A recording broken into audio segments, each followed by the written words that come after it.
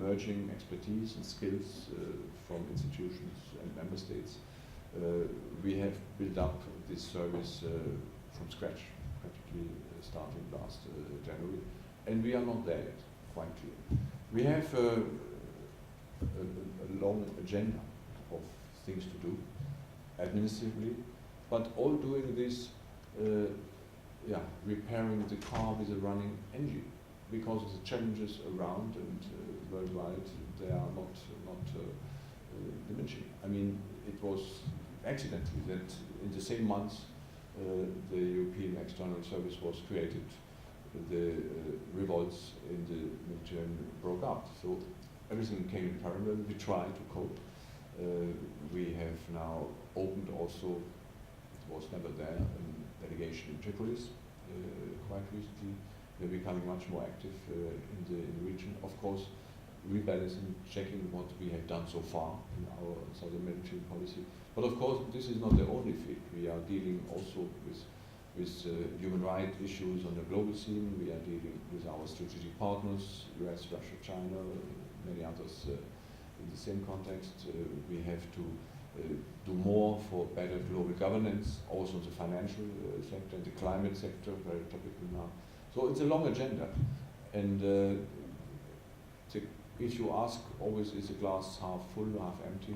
Yeah, I would plead for the first one, but it needs a way to go. And of course, the current situation in financial terms makes it all the more difficult. It's obvious, you cannot go to Beijing and ask to help saving the euro, and on the way out you say, but you have to preserve human rights in your country. So the shifts which have taken place in global politics are not negligible. The shifts of the first decade, but in particular the economic, financial weakness of Europe, our size of state, the government just dealing with it. It is ours, we are together here. So let's hope that Europe will regain some economic and financial strength, because only on this base diplomacy and foreign policy is a sound and a serious undertaking, of course. Thank you for that. What I'd suggest we do now, since I know Dr. Samadashvili, you need to leave for the airport, I believe, around 12. We were supposed to do a panel discussion at 11:30. So what I would suggest for the final 20 minutes, maybe the other panelists could join you, and we could have the chance for a more multilateral dialogue. And then if you do have to leave right at 12, we would then continue the panel until around 12:30 as planned. So I don't see so many voices of protest, so hopefully that would be a good compromise. Before we do that, however, I'd like to ask you all to please help me to sincerely thank Dr. Gerhard Samadashvili for an excellent lecture. Thank you.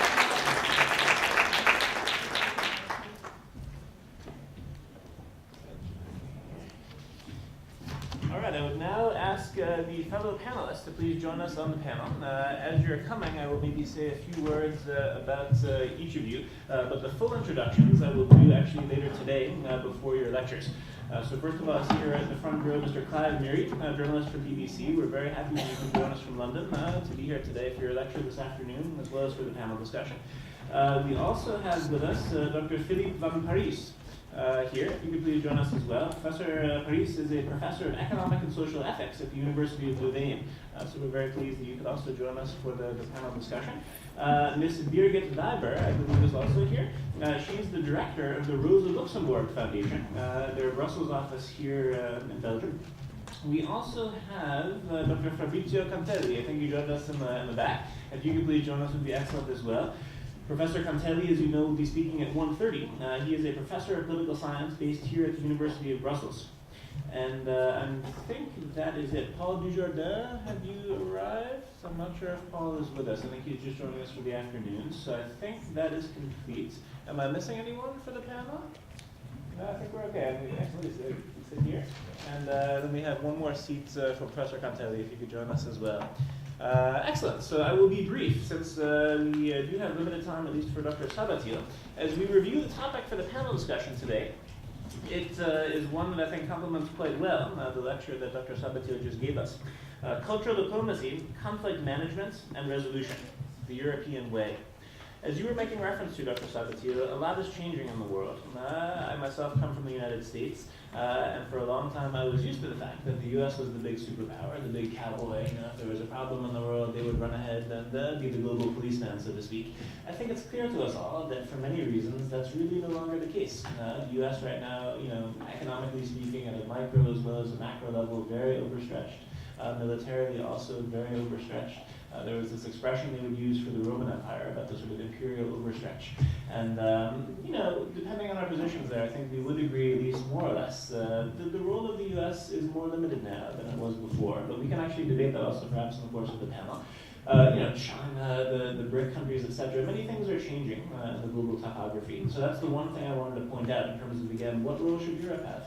Should Europe have a stronger role? If it should have a stronger role in conflict management, what should that role be?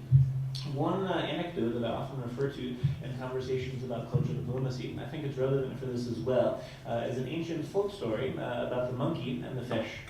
I believe this actually comes from Turkish folklore. It was actually a member of our advisory board, Murat Ünal. He was the former head of investments of Citibank Europe. He's Turkish German background. And he told us a very interesting story that in some ways characterizes maybe the role that the Americans have had sometimes, perhaps other countries or NGOs as well. Story of the monkey and the fish. A long time ago in the jungle, a monkey and a fish lived there. They didn't know each other, different cultures, different languages, they had never interacted. And so one day there was a huge flood coming from the distance. And both animals were trying to survive.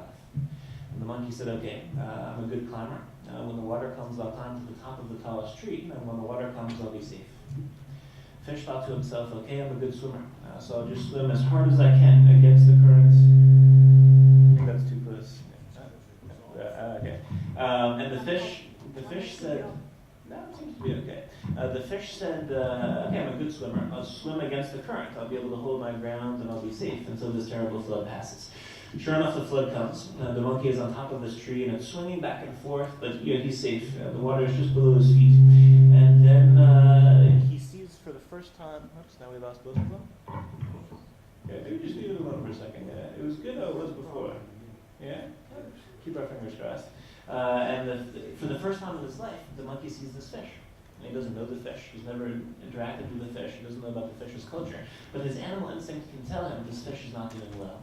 He's clearly swimming with all of his might against this very strong current, obviously getting more and more tired, and he's going more and more downstream.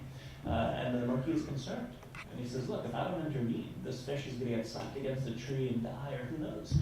He really, with very good intentions, wants to help. So he reaches down, grabs the fish, pulls him out of the water, and holds him close until the flood passes away. And of course, the fish dies. As we know, the fish needs to stay in the water. And it's a classical case where I think cultural diplomacy is maybe very, very relevant.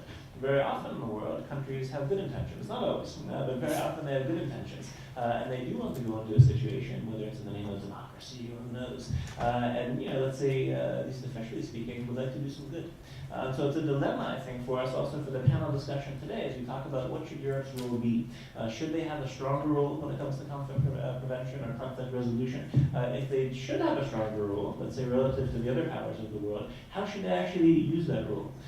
Should we be, you know, maybe more cautious about, as you were saying, Dr. Samadashvili, you know, the initiative should come from the inside as opposed to necessarily from the outside? Are there certain things that we should be aware of? I'd like to just begin the panel by asking you each to perhaps respond to that. As we look at the title of the panel discussion, Cultural Diplomacy, Conflict Management, and Resolution, the European Way. One question that we might consider answering, what is the European way? Should Europe have this role at all? If they should have this role, how should they perhaps implement this role in terms of assisting in resolving conflicts or, let's say, post-conflict situations around the world? I'm not sure how to begin. Maybe I'll begin on my left, actually, Mr. Clive, Myri, if you wouldn't mind, offering perhaps some brief reflections on that topic as a way of starting off the panel. And then we can maybe go from left to right for some brief, you know, let's say 2 minutes, 3 minutes, introductory remarks. That would be wonderful. Mr. Myri. First of all, thanks very much indeed for inviting me here to speak to you all today and to take part in this panel discussion. It was interesting what you were saying a little earlier in your address about Europe being perhaps more concerned with smart power as opposed to soft power, maybe a little bit less, and hard power, really that being the province of the United States perhaps, and other forces that can project that in a concerted way. The problem, I think, for the European Union, certainly as far as outside activities, and I'm talking about the United States, Africa, and Asia, is that sometimes hard power is very necessary. We saw that in Libya, we saw that in Kosovo, and we saw that as a result of the lack of ability on the part of the European Union to project any sense of hard power, problems arose. And this is deeply frustrating. I used to be a foreign correspondent based in Washington. It's deeply frustrating for the likes of the United States. What would have happened, for instance, if there was a president in the White House during the middle of the Libyan conflict who made it clear to Europe that I'm spending far too much money in Afghanistan, I'm spending far too much money in Iraq, I've lost American soldiers, I can't get involved. Where would that have left the situation in Libya? Where would that have left a possible massacre in Benghazi? Where would that have left Europe's attempts to tackle a very difficult problem? And I think it's all very well Europe saying we need to use smart power, and that's a very important thing. But there needs to be a mechanism by which, certainly as far as I say, other outside agencies are concerned, there needs to be a reliable mechanism where soft power and hard power can be used as well. And I think, given the internal mechanics and architecture of the way the European Union works, 27 nations, you need agreement, that makes moving forward difficult. There still needs to be a mechanism in place. And at the moment, I don't think that mechanism is there. Yes, smart power is important, soft power is important too, but sometimes hard power is necessary as well. And I think we heard from Robert Gates, the US Defense Secretary, during the Libyan War, that he was fed up with the way that certain European nations approached that conflict. They didn't step up to the plate. They were not willing to commit forces, even though everyone agreed that what was going on in Libya was absolutely appalling. So there needs to be a rebalancing. Smart power is important, but we need to get mechanisms in place whereby tougher action can be used as well. Thank you very much. Well, I actually suggest, Dr. Parijs, if you would not mind, let's have Dr. Sabatiel perhaps give his response next, because I think he is a little pressed for time, if that's okay. Dr. Sabatiel? Or it's up to you. Please. Yeah, okay. Culture diplomacy. Because I don't see much contradiction. I said we are on the way. Absolutely, on the way, exactly, which is important. Should I push on the Yes, the red button. Down there? No. Inside. Okay. Right. Who am I to ask a question like that? I'm only a modest philosopher, not particularly competent about international matters, but there is some sort of connection between what I've been working on recently and the topic of this conference. I just published a book with Oxford University Press under the title Linguistic Justice for Europe and for the World. So linguistic matters and cultural matters must have some sort of connection. So being an Oxford-trained analytical philosopher, my first sort of task I assigned myself when receiving the invitation is try to come to grips with the very concept of cultural diplomacy. So helped also a bit by the previous presentation. I think the way in which I frame the question is very quickly as follows.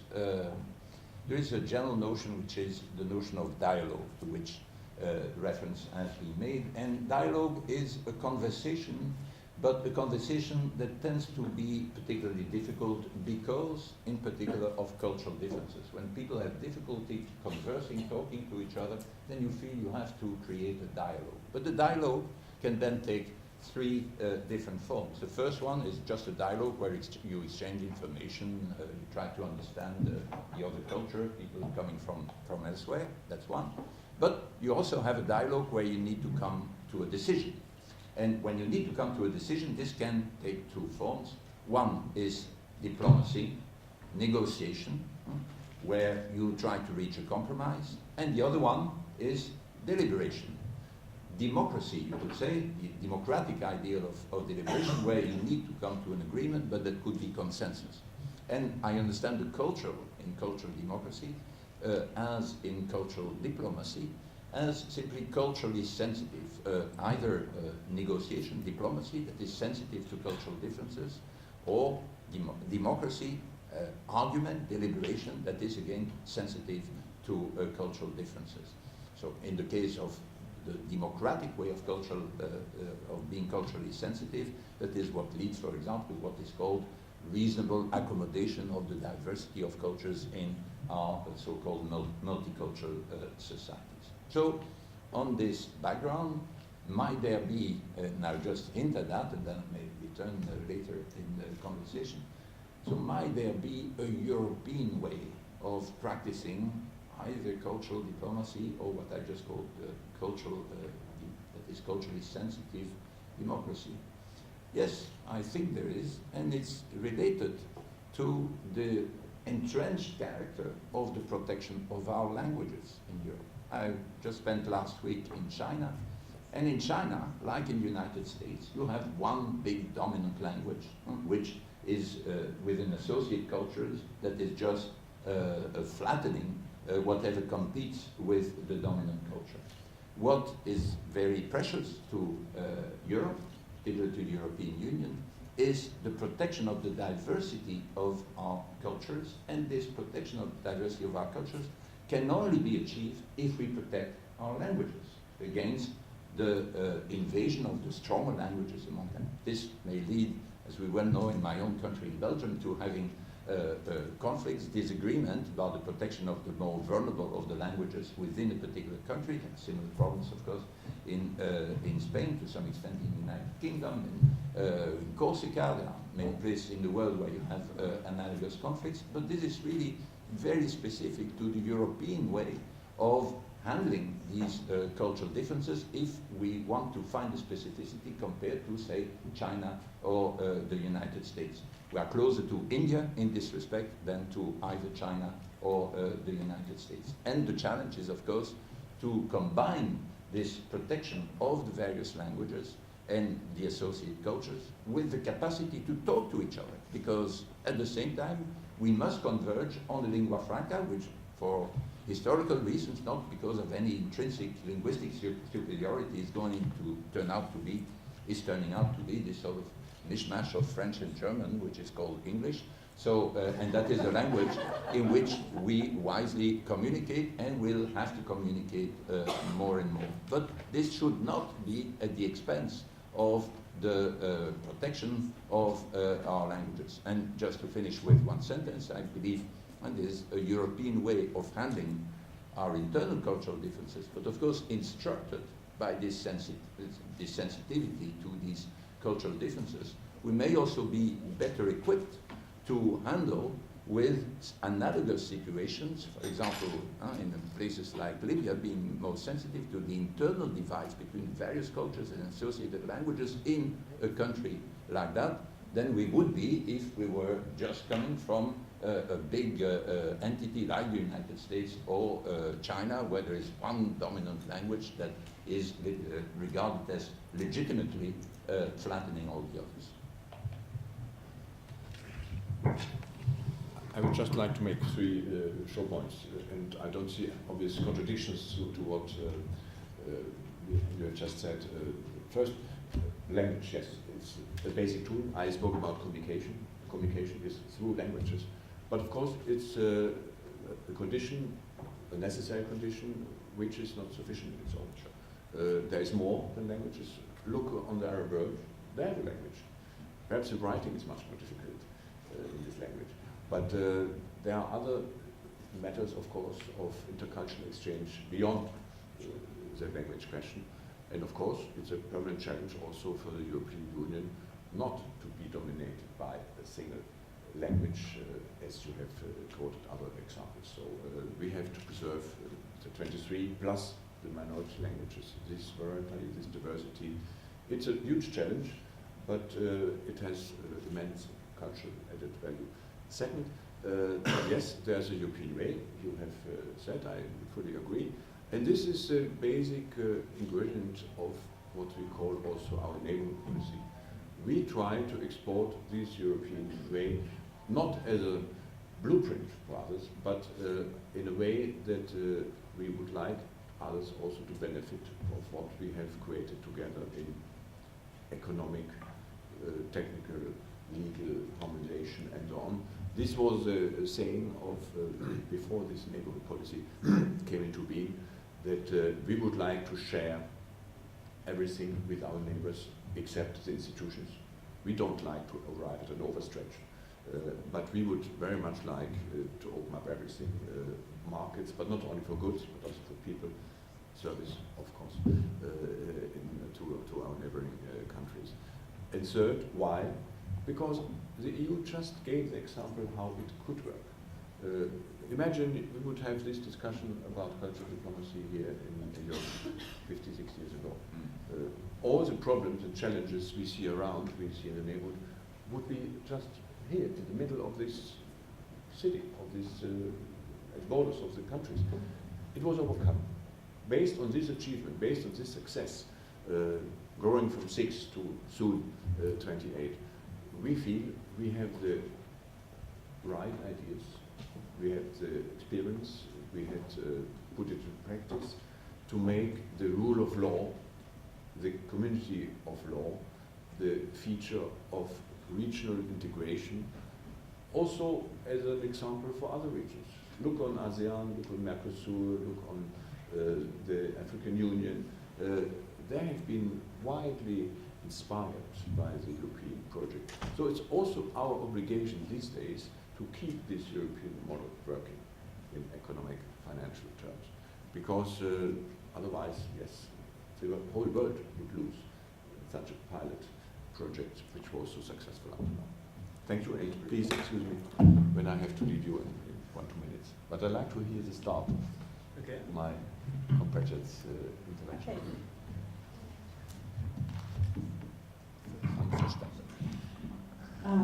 Thank you very much inviting me to this panel, and I will have the opportunity this afternoon to give a more deeper insight on our project we just finished in the first step, the contribution of women to peace and reconciliation.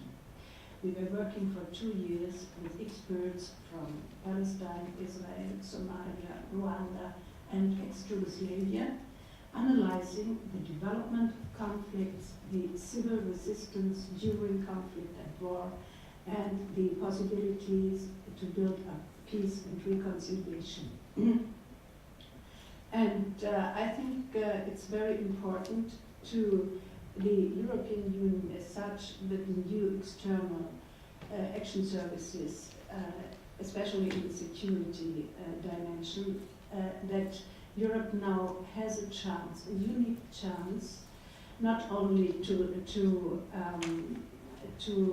build up security policy in the sense of the very traditional and militarized way, but to build on its own experience of the so-called soft power. On the one hand, the second dimension that is very important, especially in the development of conflicts, that you have the possibility to intervene in the economical fields, because at the starting point of most of the conflict are economical problems. And so European Union as the, let's say, the most prominent donor in development policy should have the possibility to have, let's say, a strategy to look on conflict development in another way. Third, with the ongoing world crisis, there are actually 31 serious violent conflicts and wars ongoing in the world. And all experts say that this development crisis, these conflicts will not be reduced, but there is a big threat that new conflicts will come up. So what we found in our cooperation with this project, the contribution of women and peace of Women to Peace and Reconciliation, basically what has to be stressed is civil society. The possibility of civil society to act and react to conflict is basic for all conflict resolutions, or even to moderate conflicts that are emerging. And in civil society, on the civil society level, it's very decisive. And in all conflicts we are looking to, the role of women in small networks is very important, because women are able to, especially and paradoxically, in societies that are very patriarchally, traditionally organized, where women have not the prominent role in public and so on, they are able to do crossover networking. And so to, especially in the situations of a war, they still are able to do crossover communication and cooperation, and so they collect a kind of peace dividend even during wars.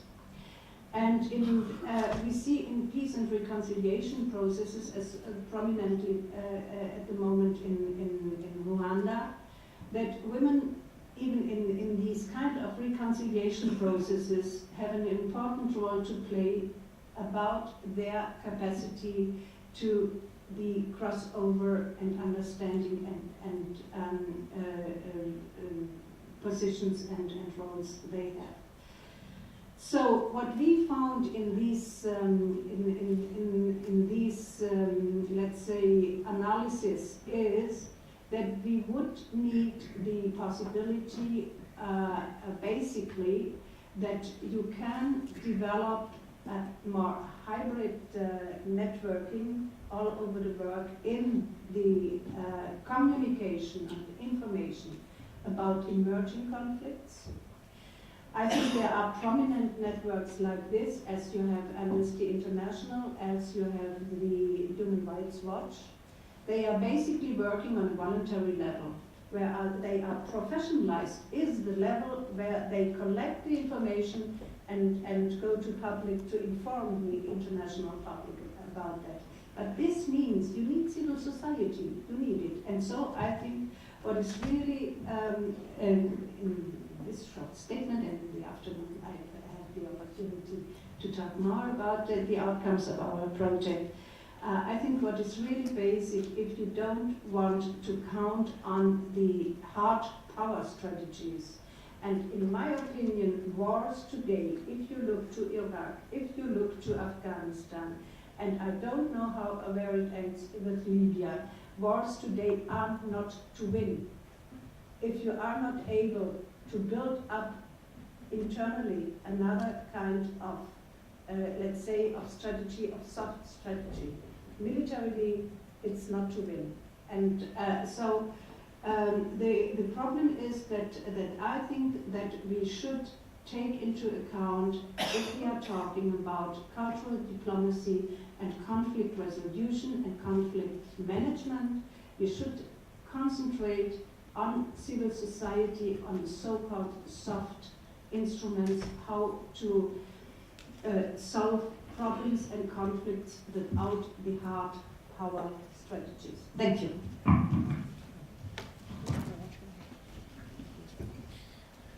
We'll rearrange the panel since we're a somewhat smaller group now. Dr. Cantelli, would you agree? Does Europe have a role to play in international conflict resolution? If so, what should that role be? Should civil society have a stronger role? How do you see it? Well, first, I would be very modest. I'm not a specialist about cultural diplomacy. But in fact, yesterday there was a very provocative question about do you think that artists are better diplomats than diplomats? And I think it was quite inspiring. And I think I would like just to share with you some comments, some questions about the role of artists in EU and maybe in EU policy. Just one point. If you think about artists playing a role in politics, I think quite directly we see, we have the feeling that it is quite natural to have artists, but let's say American artists, playing a public role in society. Let's think very clearly about the actor George Clooney, but more concretely, the role in Haiti played by Sean Penn, for example. So this is not a light role. This is not, let's say, a very light politics.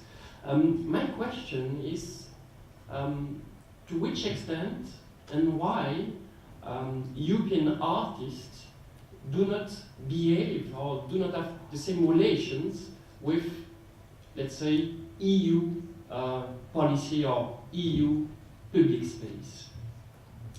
So, and I don't have any kind of religion, so I don't think it's a model we have to follow, or I don't think it's bad or wrong, but I think we can develop some critical questions. So I think the role of artists in, let's say, cultural governance can be compromised by different kinds of dangers. And the first risk is just to develop a very managerial version of cultural politics.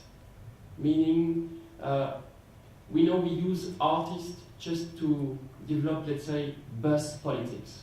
You know, just to have the good image, just to have visibility in the public space.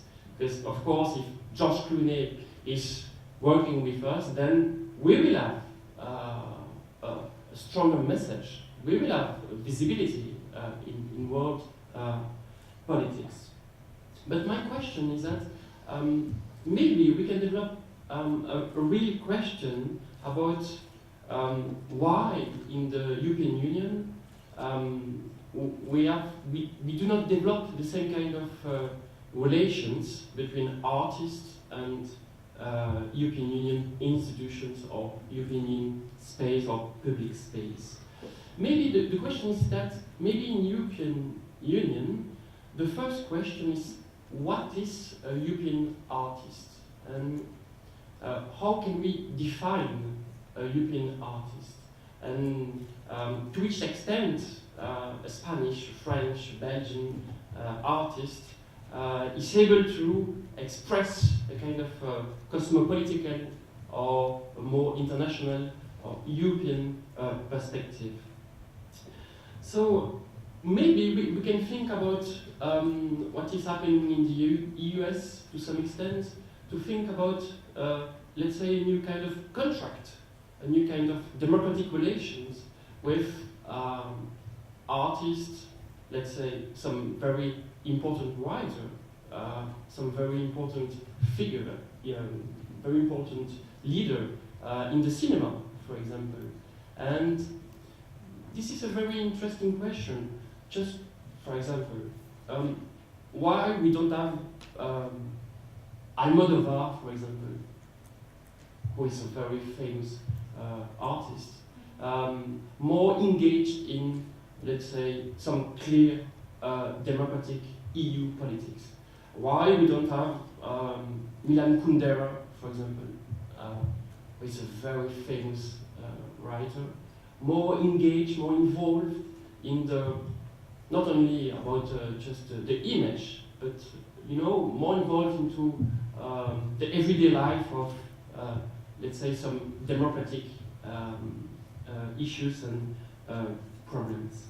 So I just don't think that these are just questions. I don't have real suggestions, but I think it could be also a point quite promising in order to develop new kind of visibility, of embodiment of what is really the European diplomacy, and how we can embody this kind of very uneasy policy. So these are just general questions, and I hope this would be quite helpful for you. Thank you very much. So now I would like to invite your questions and your comments and your reactions to everything that you've heard. Let's take a round of reactions/questions, and then we'll do another round of responses from the panel. I think in the front row is the first. Ladies first, and then Donna. Okay. Thank you very much. I would like to just briefly answer perhaps your question with some simple examples that we happen to have. I work for the Food and Agriculture Organization of the United Nations, and just recently Jeremy Irons is our, he's an Oscar winner, and he recently was nominated as Goodwill Ambassador of FAO for the 1 Million Hunger Billion program. So, and then we also have Roberto Baggio, Raul Bova for the World Food Day participating, and Gina Lollobrigida and Carla Frangi and many others. And we also have the footballer program, which are the main footballers all over the world, I believe, and they have a campaign against hunger, and they reunite. And also in Italy, the Italian football soccer player, they have a lot of campaigns. I work in the mainly in the food sector, so as well. So they have some examples there. And according to me, it has something to do with religion and visibility according to the American model. That's my opinion. Anyway, I would like to totally agree with you. I happen to be an expert in conflict resolution and peacekeeping operations myself. And I do have questions because I totally agree that the civil society needs to be embedded, and they need to have to bridge some channels of communication with both with the United Nations, and I was, in my opinion, also to get in some sort of ways, try to get involved in the private sector. When it comes to the women, I totally agree with you, and also in the United Nations, I had in the World Food Day, again, we had a meeting, and our key speaker was Mrs. Bachelet, the former president of Chile, and she represents the women in the United Nations, and they have been having a lot of interesting projects to get the women and women program throughout the different agencies of the United Nations United, which is key because so far we have NGOs and United Nations different agencies working separately in separate programs. What we need now is, first of all, to address the needs of the people. So yes, the European Union, it is a model, and but what we have to be careful also is that, as a professor that just said, not to have a blueprint, because obviously what works in certain countries will not work in certain others, and to take into account the context of every region, specifically villages. So we need to know what they need, because most of the times we think developed countries, they think what underdeveloped countries need, whether we really we need to listen to their voices, and sometimes by helping, we are actually creating problems within their villages because we do not know the structure and the religion and the roles that female and male have in each village. They are completely different in the various societies. So my question was, I would like to know, in my opinion, we should dedicate a bigger part of the budget to more institutions working in peace and trying to assess the roots of the conflicts, and that will help also with immigration, because if we try to create the basis for a better living and democracy and implementation of the rule of law and addressing the root causes, both religions or inequalities in society, whatever that can be, it would help also the European Union and the developed countries to have less immigration. We all know that. So my question is also, when it comes to armament, I would like to know if you have in the United Nations some kind of regulation about the weapons, and we have some countries, European countries, as #1 sellers in the world with weapons. So, I would like to know if there's a regulation there. That's my question. And if you are thinking of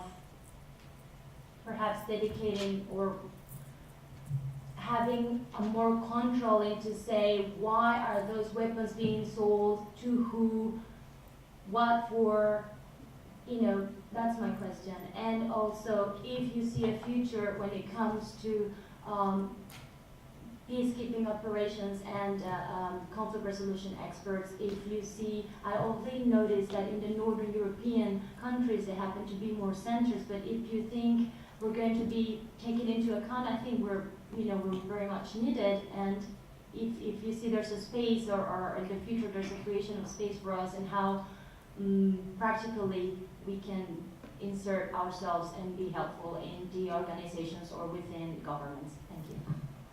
Okay, next is Darnell, I think. First, I'd like to thank the panel for their contribution, their presentation. You stole some of my fire. Sorry. I'll speak to you as a Vietnam veteran. I was in the military for 4 years. I'm also a constant member of the anti-war movement. I work with United States soldiers, sailors and airmen, and also with soldiers from other NATO countries and any other soldiers who are opposed to war, mayhem, and murder. This Daiber made a statement, 31 conflicts across the world, but who funds them, which was part of your question. United States of America, Russia, Germany, France, United Kingdom, Netherlands, China, Spain, Italy, Sweden, Israel, Ukraine, Switzerland, Canada, South Africa, South Korea, Poland. In 18th position is Belgium, Norway, and Brazil. That in and of itself is a contradiction that needs to be addressed. Because obviously, in a situation where you have, if we talk about Europe, in the confines of Europe, weapon production being, done in a peaceful atmosphere, we always allowed the democratic and European values, and we make our weapons peacefully and export them to conflict zones. That is a serious situation. I wanted to also comment on the comment that was made by Mr. Samadashvili and Mr. Myri. In his presentation, Mr. Samadashvili, at one point he said, well, if you go to China and you ask them for some help in the economic crisis, then you can't criticize them for human rights. I thought that was rather odd. And then you, Mr. Myri, you were talking about, well, there are times when we have to implement hard power, because obviously there are governments out here who violate people's human rights and doing all kinds of incorrect things and illegal things in terms of the world community. Now, the United States of America houses 25% of the world's prison population. I'm sure you're not suggesting that we bomb Washington. I mean, if we just base it on the fact of human rights violations. So what is the discerning factor or aspect that would require that we engage in military conflict? I think that also has to be understood and defined.